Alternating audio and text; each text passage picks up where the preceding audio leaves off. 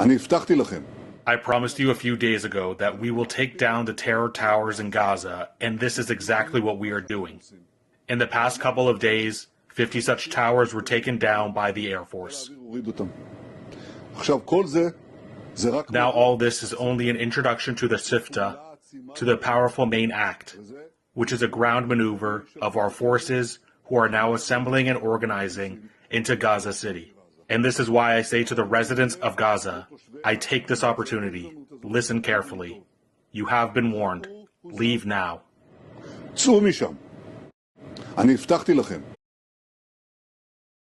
إذا بحاول يهجرنا ولا يرحلنا له ولا اللي أعلى منه، ليش يرحلنا؟ هذه أرضنا، هذه أرضنا وبلدنا مقدساتنا، هذه مش أرض اليهود زي ما بيدعوا اليهود، هذه أرض فلسطين، أرض كنعان.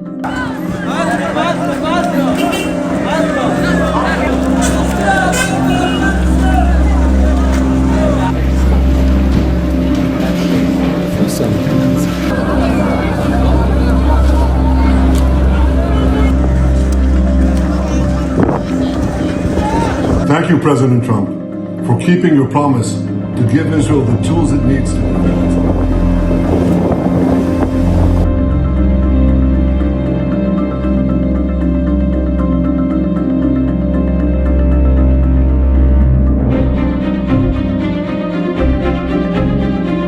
In the search for solutions, we must not make the problem worse. احنا مش هنرحل مهما كان، احنا هينا انا بلا مؤاخذة صيدارنا راحت وحالنا كله راح، انا بنام فوق الرضم، مش هنرحل لو بدك علينا كل الحياة، احنا مش راح نرحل، احنا عندنا صامدين في ارضنا وارض اجدادنا وارض ابياتنا.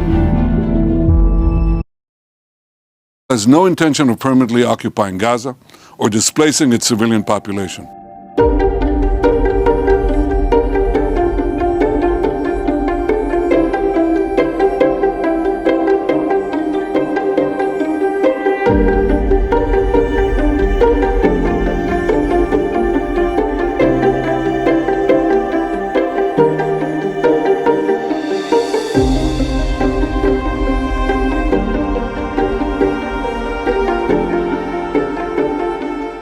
אחרי חיסול החמאס, רצועת עזה תהיה מפורזת. היא תהיה בשליטה ביטחונית של ישראל.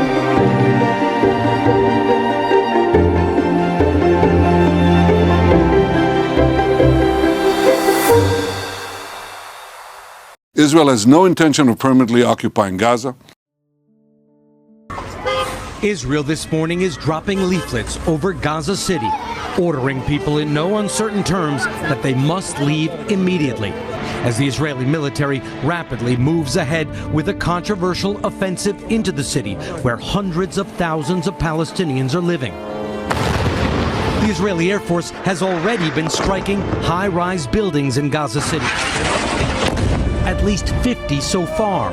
Israel claiming they are being used by Hamas and warning people to evacuate first.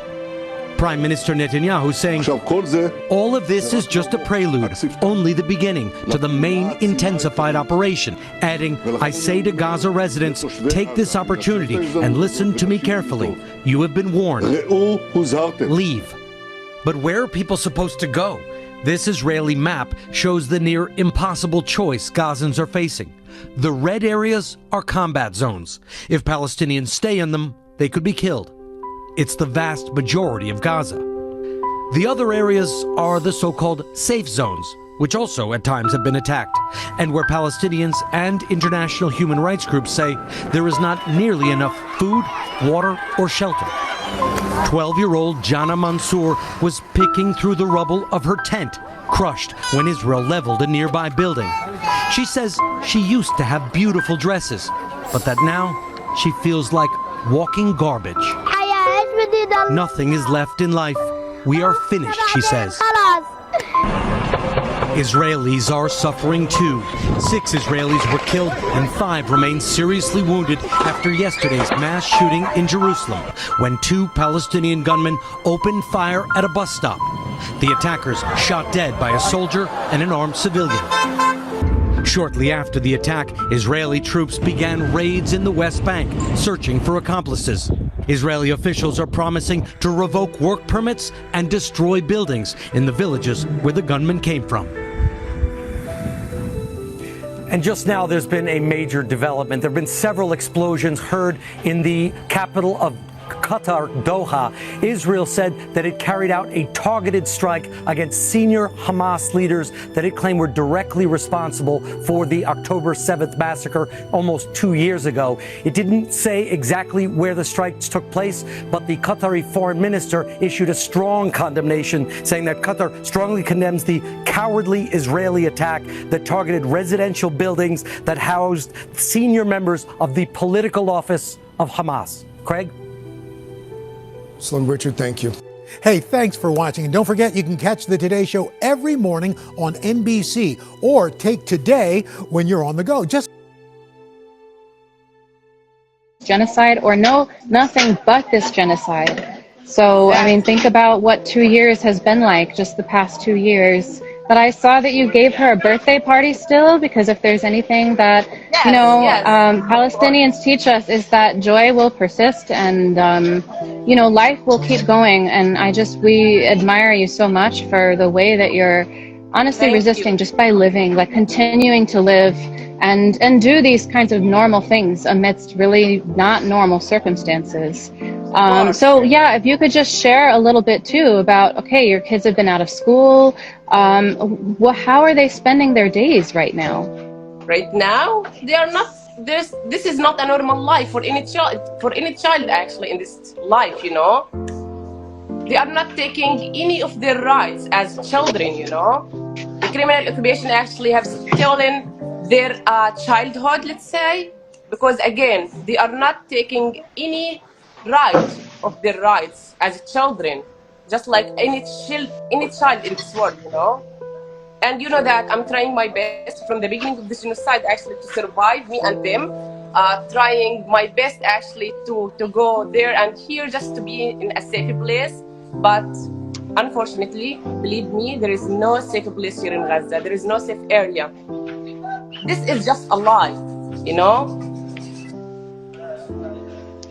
Yeah, well, that's exactly the thing, right? Is that, when you're displaced so many times, you're told, go here, go there. And where are you actually supposed to go? Because wherever you've been told to go, you've been under threat of bombs. Why we should leave, When I think about what you're saying and I think about just how it's been over the last 2 years is you see Palestinians just like yourself, they're still living on the rubble of their homes because they refuse to leave. Because they actually, some of them are even saying, I would rather stay here, I would rather live on the rubble of my home than go anywhere else. And it just is such a testament to the steadfastness of the Palestinian people, of all of you.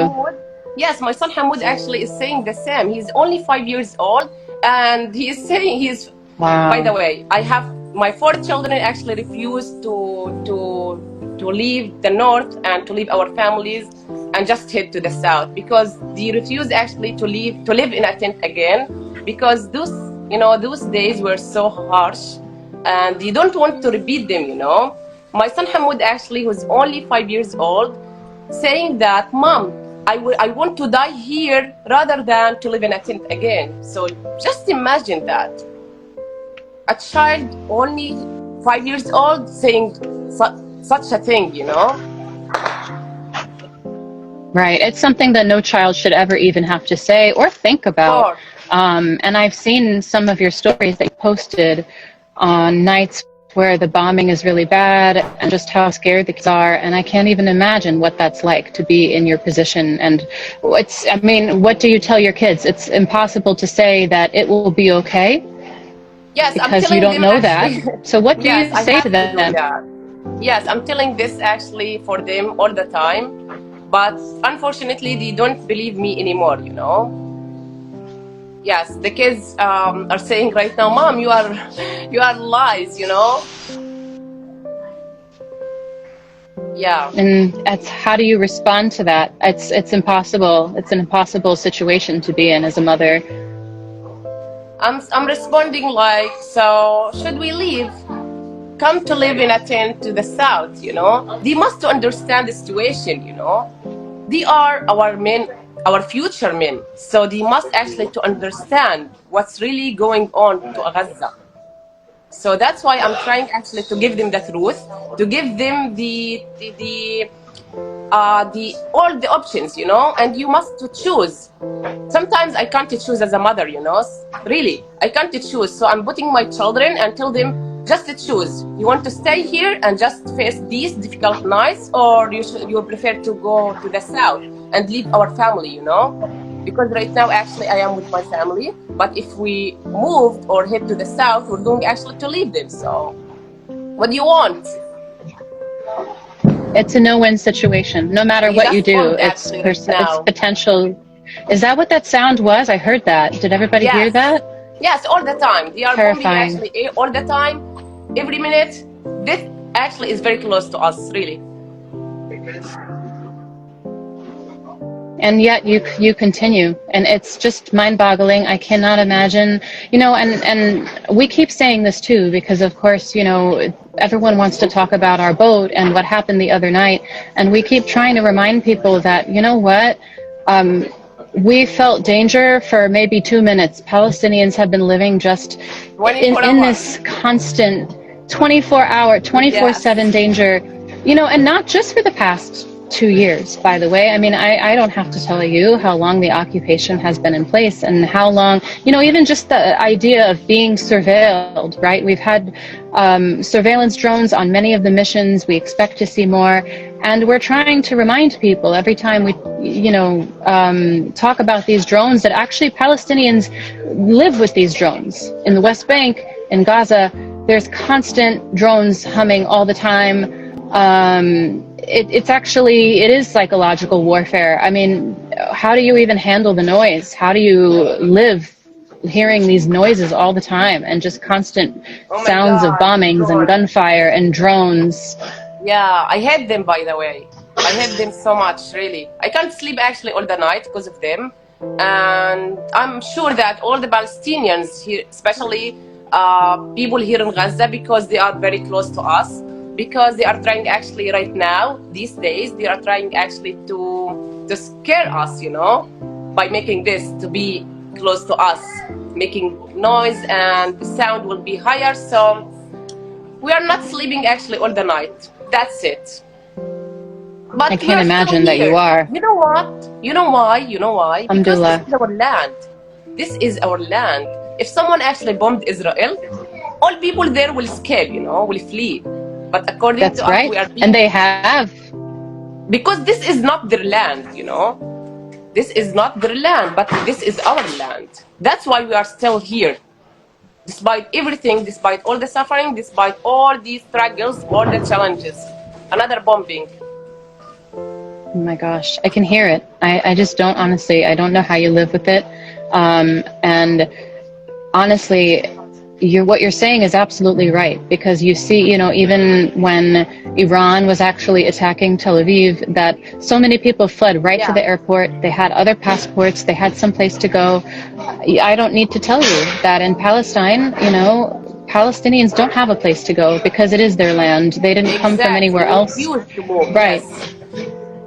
Right. Yes. And even, you know, we're seeing that, just like you said, even in a situation where you're being told to leave and go somewhere else in Palestine, many are not even doing that. Not only just because it's a death trap, but because you have a right to live in your home. That is your home. Another thing, sister, another point. He is asking us to leave, but he doesn't say where, how. You know, there are many things you should or he should actually tell us, not just forcing us to leave. No, this is not acceptable, you know? Right. Well, let me ask you, actually, while we're talking about this. So the last time that you were displaced, how did you move from place to place? What was the method of transportation? How was this even possible to arrange? I can't imagine just picking up everything that I own that I can carry with me and somehow traveling miles and miles in a war zone. How does that work exactly? With 4 kids. With 4 children. Yes. It's so hard, actually. You know what, sister? To me, as Rima, the displacement, you know, the hardest and the painful part to me as Rima was the displacement. And of course, instability. Because 2 words are the same meaning, you know. I was moving from place to another place. Sometimes I lost everything. At the beginning, actually, I went to Rafah. This was actually my first step because This was actually after 1 week of this genocide, you know. 1 week, after 1 week of this genocide, I went actually to Rafah, and as a safe zone. They said actually go to Rafah as a safe zone humanitarian area. So we went there.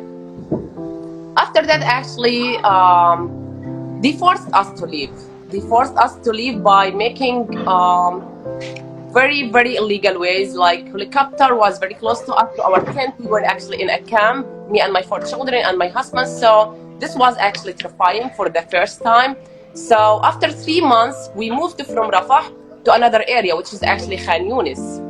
And from Khan Yunis, we returned to Rafah after allowing that. After that, they asked us actually to leave again Rafah. We back to Khan Yunis.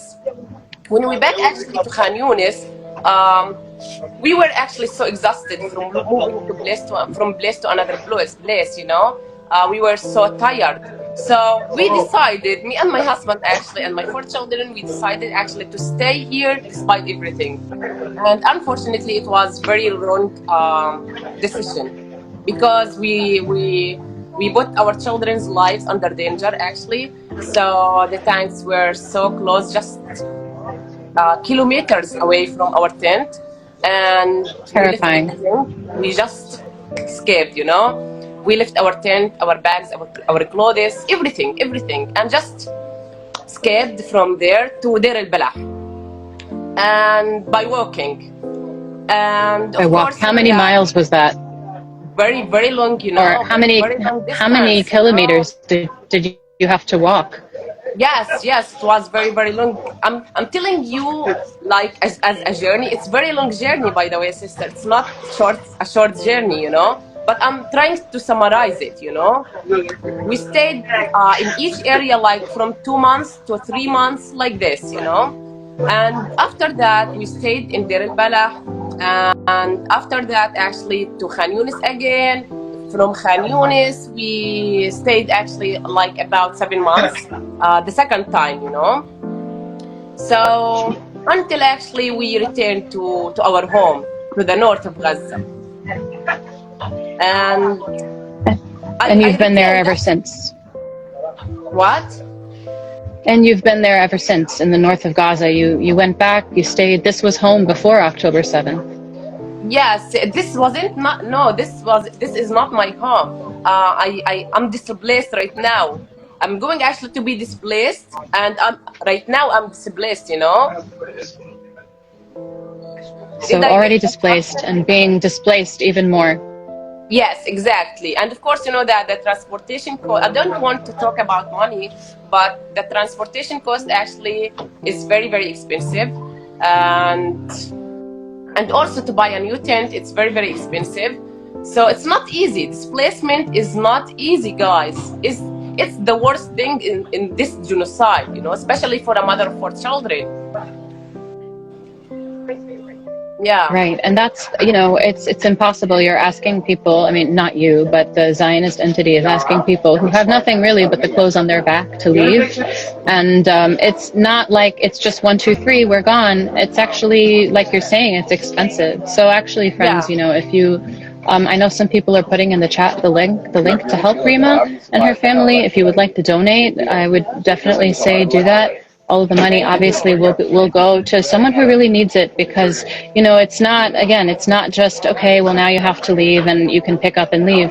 Like Rima said, you know, it costs money, obviously, to eat on any basic level. But even just to be displaced costs money. It costs money to have a tent. It costs money actually to pay for the transportation that is required to even leave. So, and, you know, these are really impossible circumstances that are being put on us, really a starving population, which, you know, reminds me to ask you, how are all of you surviving the starvation? Are you able to get food? What is that like? And can you share a little bit about that? Yes, of course. Look, sister, the food situation actually is better than before, and this is what the occupation actually wants. You know, he let actually food to enter Gaza, like a little amount of food. I mean, and not all the products, of course. You know that, like chicken, meat. eggs, all of that actually we haven't eaten for more than 9 months until now. So this is very long time, especially for children, you know.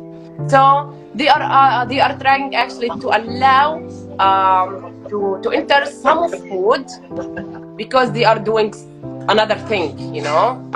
They are doing actually bombing, they are doing actually occupying, so that's why he is allowing food to enter, not because of us, you know.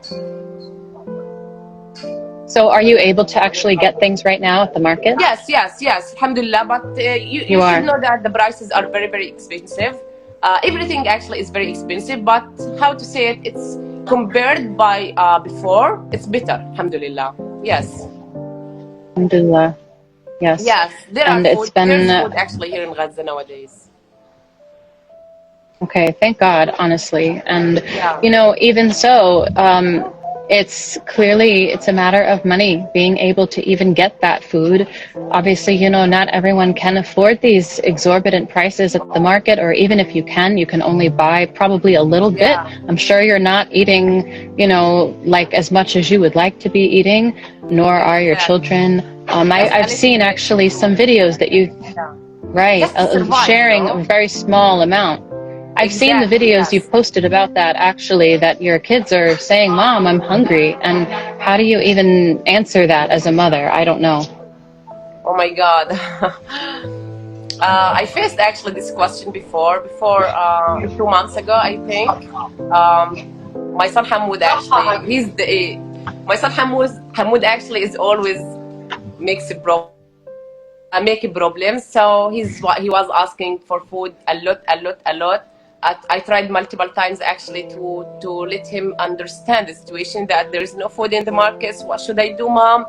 And after that, he doesn't accept the idea. I took him to the market just to see that there is no food, you know. I have the money, but there is no food. So what should I do? After that, step by step, this is quadcopter, by the way. Step by step, he understood the situation, alhamdulillah. It's so difficult actually as a mother to say that. It's not easy, but we face this, unfortunately, you know. Yes, I think it's pretty clear to the world that children in Palestine are really forced to grow up way too fast. Exactly. Because kids who are, you said Hamoud is 5 years old, right? I mean, this is not something that 5-year-olds should be thinking about, is where their next meal is coming from. There's something so unnatural about that. You know, and I feel it, and I'm not a mother right now. My twin sister had a baby 3 months ago, and I hear when he cries, his name is Omar. I hear when he cries and how just gut-wrenching it is. I saw him. Yeah, mashallah. And just mashallah for everything that you're doing, and, you know, to keep your children safe, and just these impossible decisions that you're being forced to make every single day. You know, because we actually take the decision, but to be, you know, this is our reality, you know.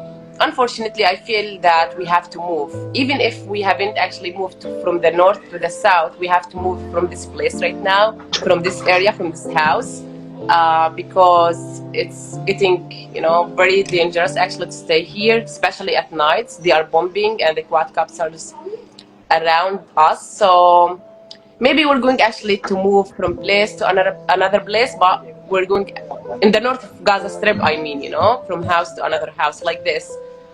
So yeah, this is our reality, you know. No other choices. No choices, that's right. And I think it's so important for people to really understand. I mean, I don't think actually that anyone who is not in your position can understand, but the only thing that we can do really is continue to uplift your voice and everyone who's in Palestine, because really it's impossible to understand, but we need to at the very least bear witness so that we can pressure our governments and say, hey, no person, no mother, no child should have to live like this. This is actually a crime against humanity. And I mean, that's of course why we're sailing, because governments have not done what they are supposed to do to end the genocide. We really appreciate that so much, Habibti. We really appreciate that so much for you and for others, you know. And I believe that actually all people can do something, you know, can move, can speak up, can. This is what we really want actually from people outside Gaza, you know. We want them to put themselves in our places, to put their children in our children's places, you know. Why should our children actually suffer or face this hard life, you know, for nothing, you know? They did nothing to the world. So that's why I'm asking anyone actually now, I'm asking actually 2,000 people who are watching and hearing me to speak up, to move. You should just try your best actually to stop this genocide, guys. Just imagine, children are being killed here in Gaza. Children are being starved, you know? Again, put yourself in our places. Which it's impossible to even imagine. So, you know, to everybody who's listening and who's on IG Live,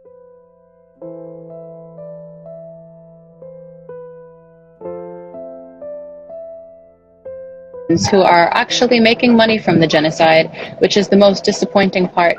And yeah, if you, wherever you live, especially if your government is complicit in the genocide, your job is to be loud, like Rima is saying. Is there anything else, Rima, that you would like to share with us who are watching at home?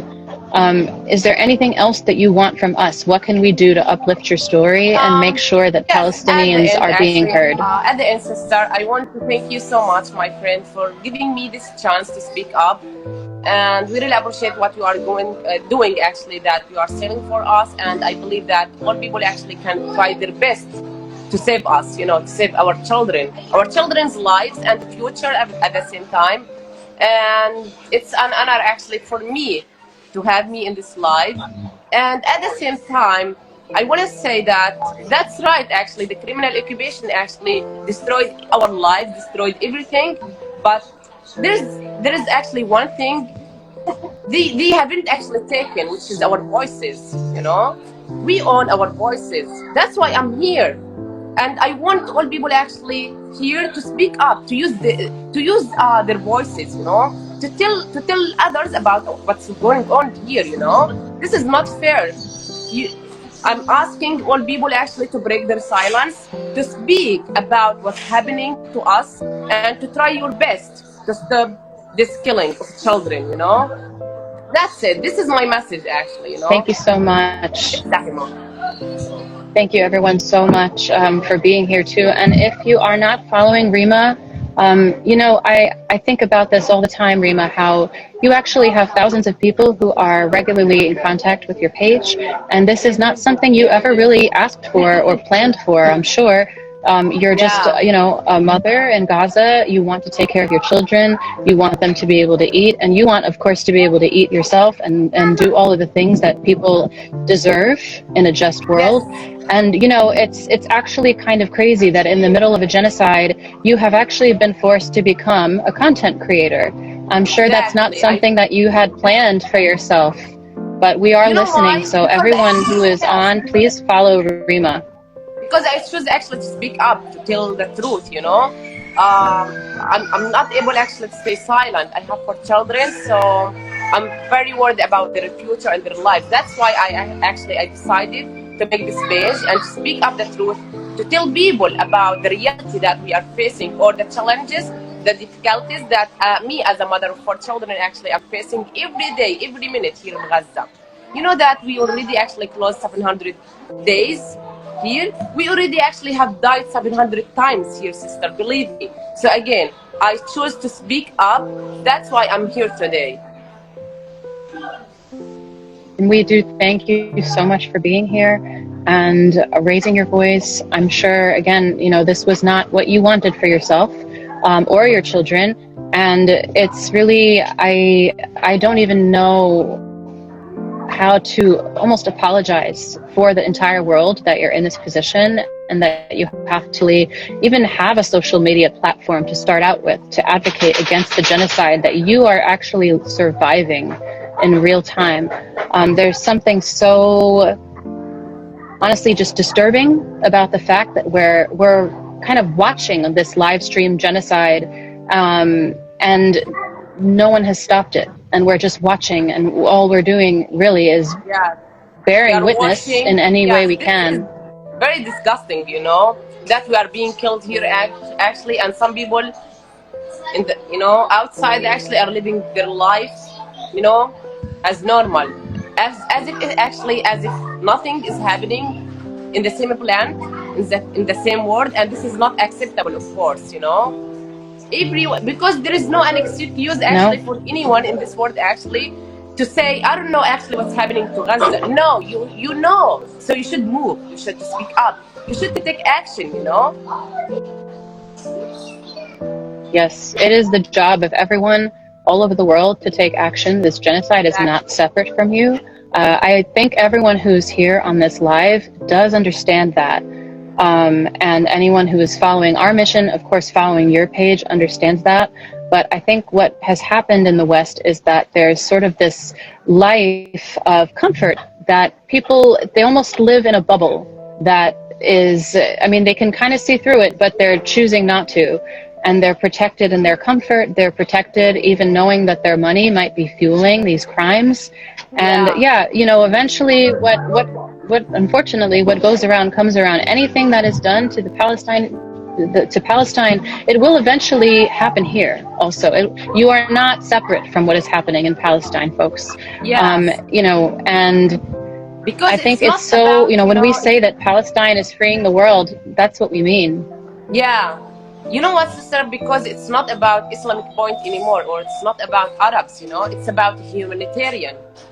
Humanity, I mean, it's about humanity. Humanity. Sorry. Yes, humanity. So that's why actually I'm asking anyone actually to take action, because it's not about Arabs, it's not about Islam, it's about children are being killed in cold blood. So that's it. I'm so glad you said that, because that is something that I hear all the time, actually. I'm saying it, you know, easily that children are being killed here in Gaza every day, every minute, but it's not actually really actually easy to feel it, you know, to feel it. No, and I think if there's any part of us living in Western countries or anywhere in the world where we feel like we're separate from what's happening in Palestine, I think that is really textbook dehumanization, right? Where we have lost our humanity. We have forgotten that when someone is suffering somewhere in the world, it does affect us, and that we actually have a responsibility to our fellow human beings, to you and your family, Rima, to end that suffering, just as you would for us, just as everyone should for everybody, everywhere. It doesn't matter where you're from. This is not an Arab issue. This is not a Muslim issue, right? And I hear that constantly from people saying, well, you only care about Palestine because you're Muslim and you're Egyptian and, you know, you're Arab. No, I care because I'm a human being. And actually, as an American citizen, my taxes are paying for bombs that are dropped on you in Palestine. And I, oh my goodness, like I can't even begin to describe what that feeling. And also I just want to apologize on behalf of my government and on behalf of all the governments that are literally paying for what is happening to you. Yeah, you know what, I swear, sister, I'm thinking sometimes, what if I were actually outside Gaza? What if I were actually in Layla's situation or position? So I swear I will not accept actually to this happen, you know, to Gaza. I will do the same. I will try my best actually to stop the killing of children. I will try my best to stop this genocide, you know. I will not be able actually to live my life, normal life, and people are suffering in the same world, in the same planet. No, this is not acceptable to me as a Rima, and I believe that this is not acceptable to a lot of Palestinian people here, you know. So we will do the same, believe me. By the way, I'm trying actually to calm down, but my sister just now actually before a few minutes told me that a house very, very close to us, very, very close to us, the occupation actually warned it that he wants to bomb it, you know. So that's why actually my son closed the... I can actually... May God protect you every day. Yes. Inshallah, inshallah. So I'm trying actually to, this is our life, you know. We used to, unfortunately, this is our life. We have actually to adapt, you know. The kids are inside right now, and after this life, actually, I will try actually to make a video to document this genocide, you know, because people were, a lot of people actually are walking here, you know. This is like a public street. So I'm sure that there will be shuhada, there will be injured people. Hasbunallah wa ni'mal wakil. So I don't know what to say. You've said so much already, and we thank you so much for your voice. Again, you really have no responsibility whatsoever other than just surviving, and you've done so much more than just survive. Even just surviving would be totally acceptable, but you have shared updates. You've become a journalist on the ground, showing us really what's really happening in Palestine, particularly when our media refuses to sometimes. I'm from the United States, and our media is not covering Palestine in a responsible way. I actually feel like I know what's going on because of you and because of everyone on the ground in Gaza who refuses to just die in silence, who really raises their voice on Instagram, whatever platforms they have every single day, because you deserve to be witnessed, you deserve safety, and we thank you very much. Thank you, Habibi. Yes. Thank you so much for your time. Thank you Pray so for much. us. And everyone, please here, we pray for Rima, follow Rima. She's sharing really important updates with us every single day. And just know that your suffering, it's not going unnoticed. We are doing everything we can. At least everyone on this live is doing everything that they can to end your suffering and to be in solidarity with you, sister. Habibti, thank you so much. Big love to you. Love to you too. May God protect you. And everyone, please stay connected to the Global Sumud Flotilla page. We'll be live streaming every night, every day, with a different person from Gaza. Rima was thankfully our guest today. Thank you, Rima. Thank you, everyone, for being here. It's my pleasure, Habibti. Thank you. Thank you so much. I'll talk to you soon. Let us know how things are going. Bye, everybody.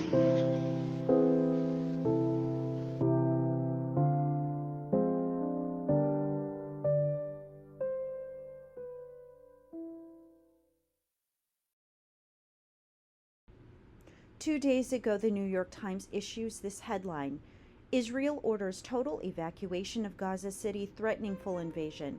Hundreds of thousands will have to decide whether to risk staying put or fleeing to ruin and overcrowded areas in the south as Israel looks set to launch an operation to take over the entire city. As you may have seen from live footage, the citizens of Gaza experienced leaflets being dropped overhead, ordering Gaza City to be evacuated. Israel on Tuesday called on residents of Gaza to evacuate as it pushes ahead with its full-scale invasion. Hundreds of thousands of people will have to decide whether to stay or flee to already overcrowded or destroyed areas. The order issued by the Israeli military by leaflet overhead issued a sweeping evacuation order for Gaza City on Tuesday, signaling that it was moving ahead with its full-scale invasion of the largest city in northern Gaza. People are deciding to stay in their homes instead of fleeing now because they don't know where to go and they cannot afford to pay hundreds of dollars to transport their belongings, just like any other person on the face of this planet. The people of Gaza, I'm hearing them say things like, "Why would we do this? This is our home. I'm not leaving because I have nowhere to go. All my family is here. All my belongings are here. We do not have money for this. There is nowhere to go." It is humiliating. It's a disgrace. They're taking a stand. This is considered to be genocide to them. This is considered to be genocide of their ethnicity and genocide of their race, genocide of their religion. In my opinion, as Bianca Noir, I agree with the folks on these ships, the crew of the flotilla. I agree with these people. They are actually activists in connection to Greenpeace International. I agree with these folks. I believe that this is a humanitarian issue. This issue does not just affect the people of Gaza. This does not just affect Palestine. This does not just impact people that they know, their family members that might be in other countries like the United States. It affects everyone, because if these people have their rights being removed, their humanitarian rights being removed, their human rights being removed on a daily basis, if they are being wiped out completely, if bombs are dropping every day, if children are dying by the hour, babies are starving to death, and they have no food, no formula, if they have no medical care, which I have seen, this is a massive, massive humanitarian cause that affects every single person on the face of the planet. Every breathing human being, every breathing being on the face of this planet is impacted and affected by what is happening here in Gaza. And it is because it could happen also to you. It could happen to your family. It could happen at your job. It could happen at your home. We need to remember as Americans that this could happen to us in every moment. And this is something that I always knew, which is why I always took an active interest in current events and what's happening overseas. I think as an American female who battles discrimination on a daily basis for various reasons and infringements on my rights, I too believe this is a major wake-up call for me. Any person in the United States should see this as a huge wake-up call. We should not allow this kind of conduct to be happening in our daily lives. It should not be happening to these people just because they are overseas. It does not mean it doesn't impact your daily life. Just because you here in the United States, your ethnicity, your skin tone, your life, your family, your religion, your beliefs, just because you're stable, just because you're in favor, it doesn't mean that in the future you won't experience something similar, some sort of persecution. These people who are experiencing such terrible warmongering, such terrible, terrible torture in their country, the constant bombing, the constant running, they could have been in favor at one point in time and felt very stable.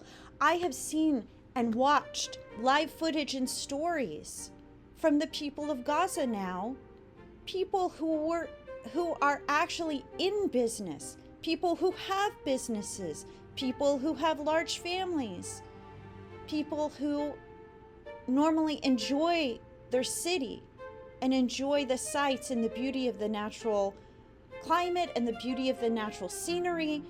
These people love their city, and these people have, in my belief, every right to have a democracy there instead of tyranny, instead of a political leader who is out of control and trying to destroy the entire city and all the people who live there.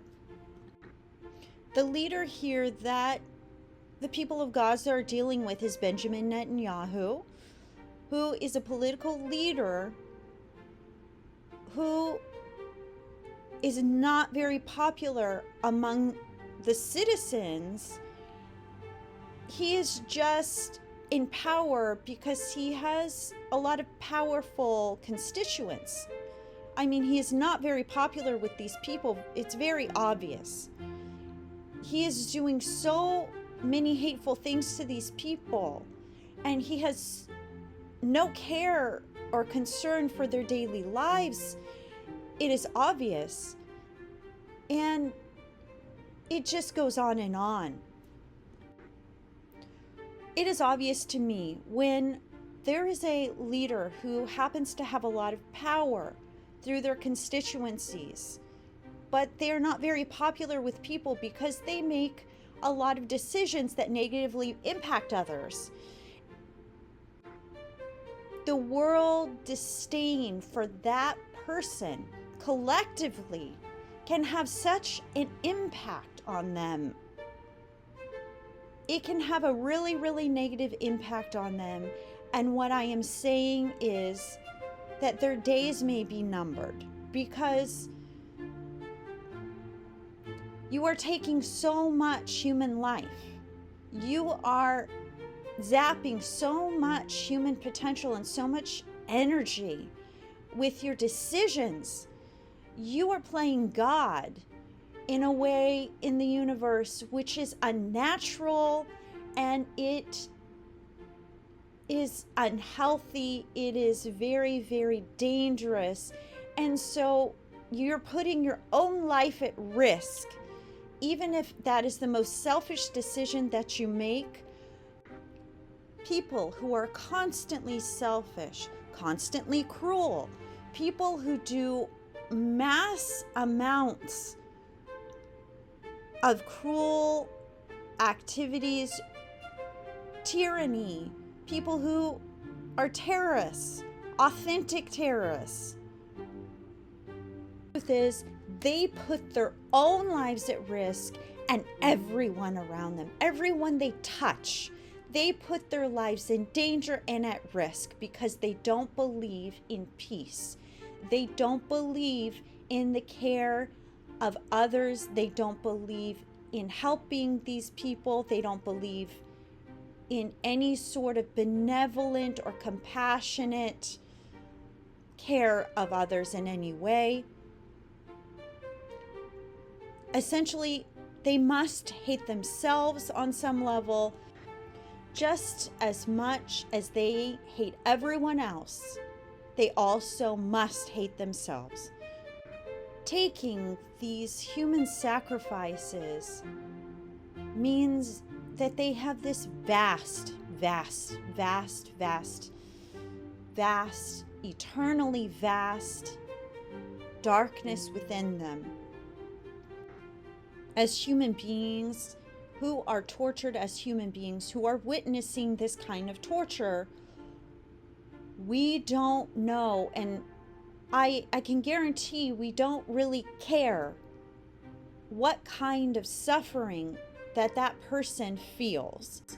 We don't know, and we really don't care, because we can see that they just have enormous selfishness and incredible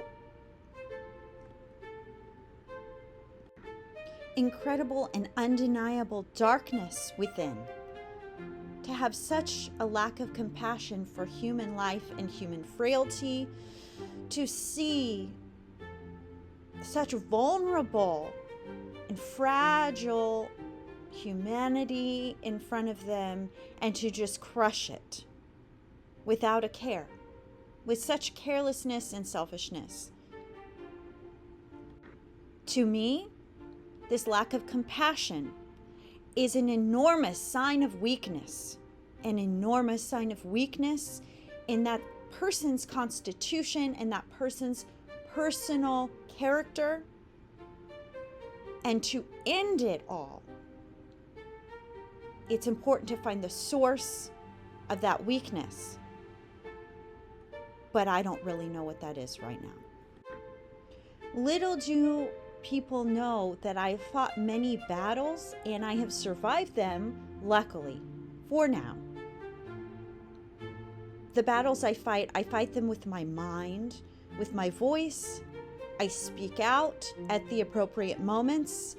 It is very, very, very, very complicated as to how I've arrived at this place and how I know some of the things that I know.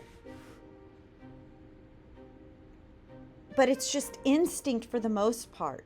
But what I do know is that all of my enemies, everybody and everything that I've conquered in life, is due to a weakness on behalf of the other person, the opponent. Okay, any enemy you have has a weakness, and the only enemies I have are people that have selfishness and a complete lack of compassion for myself, for others, for a group. They have judgments, they're prejudiced, they're hateful. Those are my enemies. You know, typically I wouldn't wish any harm to them. But what I do know is in defeating any enemy, it is finding what their weakness is that will actually conquer them. Deeply at the New York Times article, I can see that there is confusion in the city of Gaza about why this is happening to families, to innocent civilians.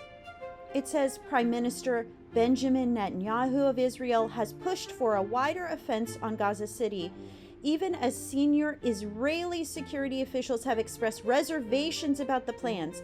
International aid agencies and some long-standing allies have also condemned them. Israeli officials say that Gaza City is one of the last remaining Hamas strongholds in Gaza. The evacuation order on Tuesday came as indirect ceasefire talks between Hamas and Israel remain stalled. According to the article, an Arabic language spokesman for Israel's military said its forces were insistent on finishing Hamas and will act in Gaza City with great force as it has in the different areas of the Strip. People just want this all to stop. They call for a ceasefire. I call for a ceasefire. I could not figure out, because of disinformation, exactly what was happening. Okay. I started asking a lot of questions about this because I was getting faced with a lot of harassment about Gaza and my choices, my daily choices, where I was shopping. The businesses that we shop at support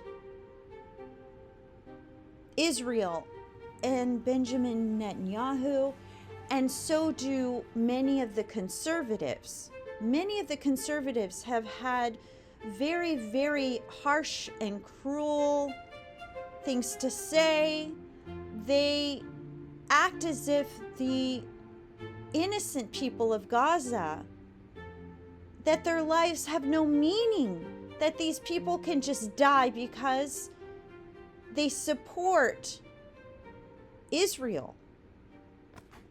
It appears that the conservatives support Israel because they're searching for Hamas. Okay, they need to end things with Hamas. But really what they're doing by supporting Israel, by funding this warmongering, by funding the bombs, by giving the resources. I'm not sure if they've given uranium. I'm not sure what kind of trade is going on here. But by doing this, they are inadvertently, even if it is inadvertent, they are harming everyone's lives in the process. Everyone on the face of the planet is being harmed by what is happening here. as they search for the Hamas to destroy the Hamas. They are destroying all of Gaza, and it is very selfish. It is very selfish how destructive this is and how they are bombing all the people and expecting them to leave Gaza because they are trying to search for the Hamas, which they could probably find very easily by going to Gaza and searching for them physically without dropping any bombs. According to AI, Hamas is a Sunni Islamist, Palestinian nationalist political organization with a military wing known as the Al-Qassam Brigades, which has governed the Gaza Strip since 2007. It is designated as a terrorist organization by several countries, including the United States and member states of the European Union. Recent updates on Hamas and the Israel-Gaza conflict include assassinations of top leaders. Israel killed several of Hamas's most senior leaders in Qatar, or pronounced Qatar. Israel launched an airstrike in Doha, Qatar. It targeted Hamas's exiled political leadership. While Israel sought to eliminate top officials, Hamas has claimed its senior negotiators survived, with conflicting reports on the strike's success. There are ceasefire negotiations. The strike in Qatar disrupted ongoing U.S.-backed ceasefire and hostage release negotiations. Qatar, a key mediator, condemned the attack. New military leadership in Gaza. There's continued conflict. Hamas was founded in 1987 during the first Intifada by Yassin as an offshoot of the Muslim Brotherhood. Its original charter called for the destruction of Israel. The group won the Palestinian legislative election in 2006 following its defeat of rival faction Fatah. In the week of fighting in 2007, Hamas seized control of the Gaza Strip. Hamas is committed to armed resistance against Israel, although its 2017 charter did remove anti-Semitic language from the 1988 charter and accepted a Palestinian state based on the 1967 borders without formally recognizing Israel. Hamas has historically received support from Iran. Though relationships have been complex over the years, the group has also relied on financial and political backing from other countries, including Turkey and Qatar. These people who are afloat, heading to Gaza, these crew members are crew members from all over the world. They are essentially representatives of their individual countries. They have families and lives home in their individual countries. They are connected to Greenpeace International. They are activists and artists, or some of them are celebrities, political figures. They are also people of interest. They are people of importance in their country and all over the world. So some of them are considered to be like national treasures. And what they are doing is they are floating by boat, and they are collecting as many people as possible, as many people who are brave activists for the people, the innocent people of Gaza who are starving to death. They are floating to Gaza on basically a humanitarian mission. It's secular. It is not necessarily like a missionary trip. This is not about one religion, although there's different people of different faiths, and they are actually coexisting together for a main cause. And some people would say this is entirely spiritual, entirely compassionate towards these people who are starving in Gaza, who are just innocent, and they actually have nothing to do with Hamas. They have nothing to do with the Israeli military. They have nothing to do with Netanyahu. They are not necessarily They are not necessarily enemies. They are not necessarily anyone's enemies. They are just innocent folks who were born in Gaza and they are starving to death. They have no medical and they have no money. They cannot move. They do not physically have the ability to move, and bombs keep dropping and children keep dying there. So the crew members of Flotilla are essential in delivering humanitarian aid to the people of Gaza, these innocent people of Gaza. Some of them might be poor, some of them actually might be very elite. So it is a topic of interest for anyone in any tax bracket, in any country, and even in the United States, even if you're completely unaffected and have no connection to Gaza, no connection through faith, no connection through blood or heritage. This issue impacts you because there are innocent, naturally born citizens that are dying by the hour in this country because they cannot physically move. And the Israeli military keeps dropping bombs on them,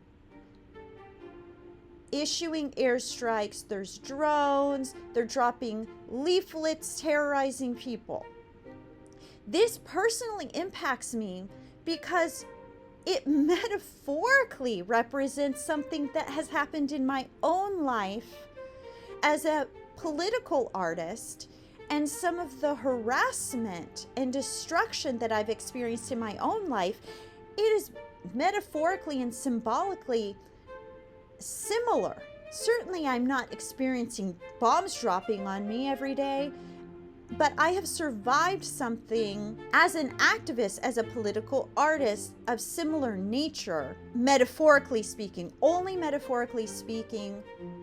And I contacted and stayed in touch with the United States government during this time. I made many attempts at outreaching for help, writing many letters, and I never got any press and I never got any publicity, of course. I actually didn't go public with it. I actually spoke out and I directly defended myself to my captors, you might say, my captors. I directly, verbally, and through law enforcement, through negotiations, I defended myself.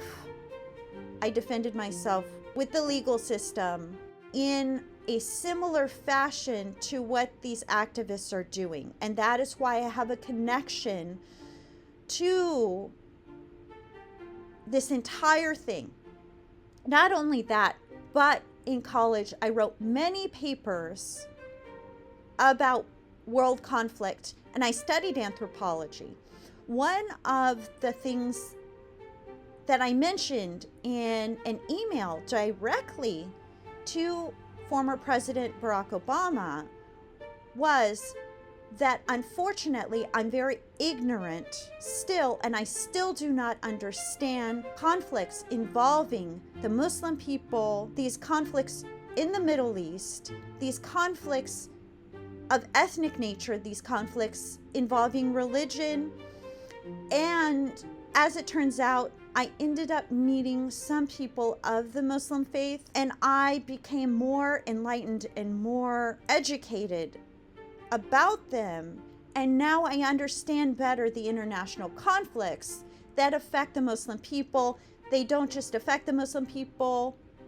The Muslim people have the right to practice their faith. And in fact, the people that I have met, the people that I have seen, are very innocent people that say that their faith is perverted and twisted to suit the selfish goals of terrorists sometimes.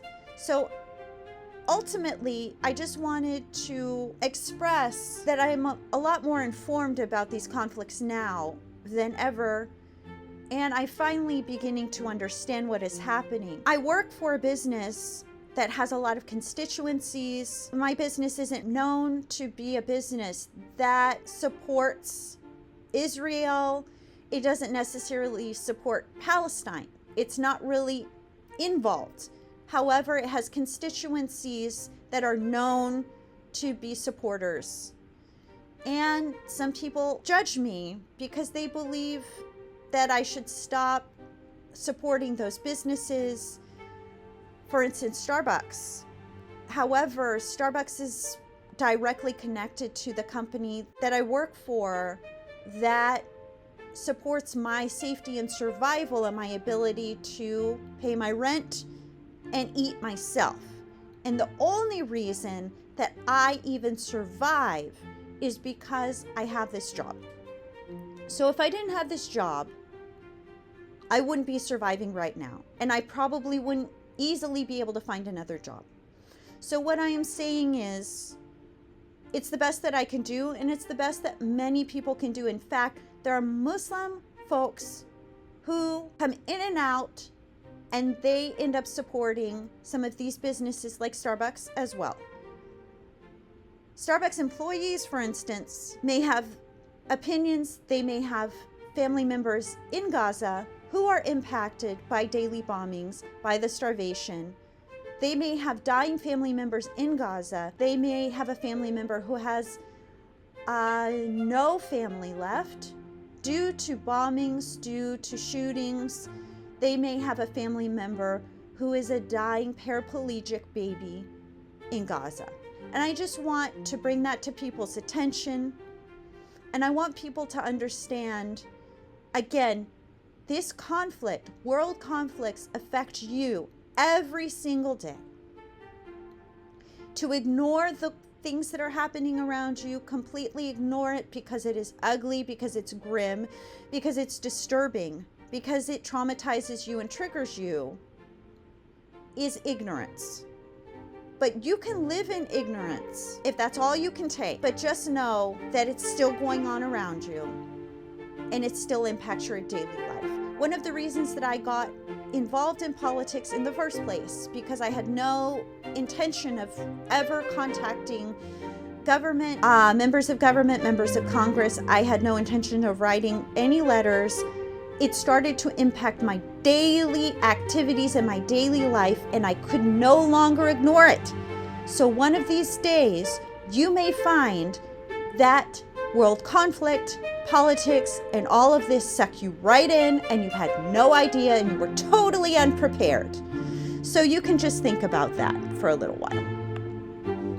I want to thank anyone who has watched this film today, anyone who has listened, and anyone featured in this film. This film is for educational purposes, and I am not making a profit or monetizing this work currently. Of the video footage here, I captured using screenshot tools on my phone. I have had no direct personal contact with the people featured in this film footage.